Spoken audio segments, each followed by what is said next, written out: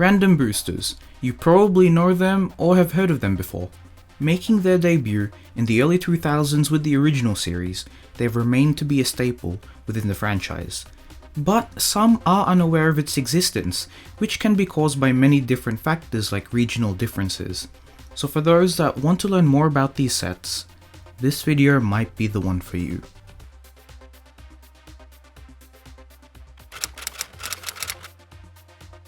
If you know what a lucky dip is, you'd likely know how this works. Random boosters are sets that feature an assortment of randomized Beyblade combos, but the catch is that in every one of these, a prize is included.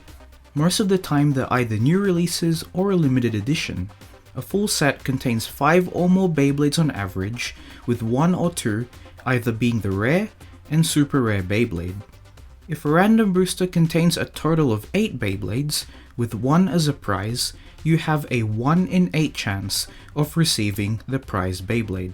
Across the generations, 22 have been released in Bakuten Shoot, including the Lucky Boxes, 15 in Metal Fight, and 42 in Bursts so far, if you also include the random layer sets. Random boosters are only exclusive to Takara Tomy and Young Toys. They're cheaper than starter and booster packs because you'll have a bunch of children rioting stores if they didn't get the Beyblade they wanted. I suppose you could also say that the lower price will encourage people to buy more. Yay to consumerism! Okay, so let's use Basin Bricks as a reference on the cost. We can see that random boosters are a couple of dollars cheaper than regular boosters and much cheaper than starter packs. So far, no fake random boosters have been manufactured yet, but some of the prize Beyblades have fake counterparts. If you live in a country where there are only Hasbro Beyblades being sold, I'm sorry you won't be able to find any.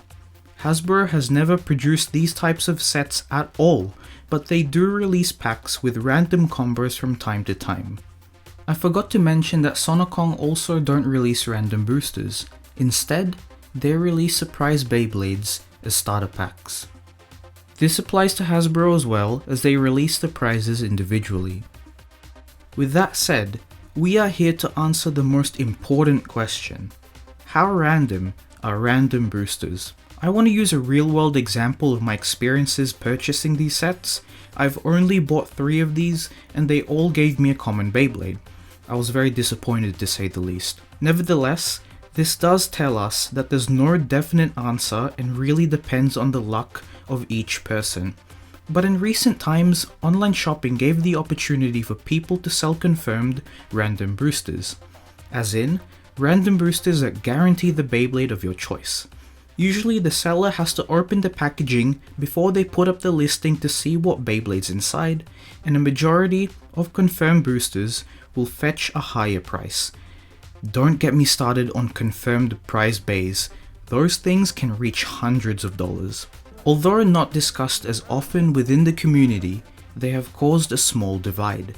Some argue that they're a cash grab by encouraging you to purchase in higher amounts so you can get the Beyblades you want. Others argue that they are necessary for the game because they give those a second chance to obtain parts that they were unable to get before, thereby reducing the value of several pieces. This is basically giving one giant middle finger to resellers.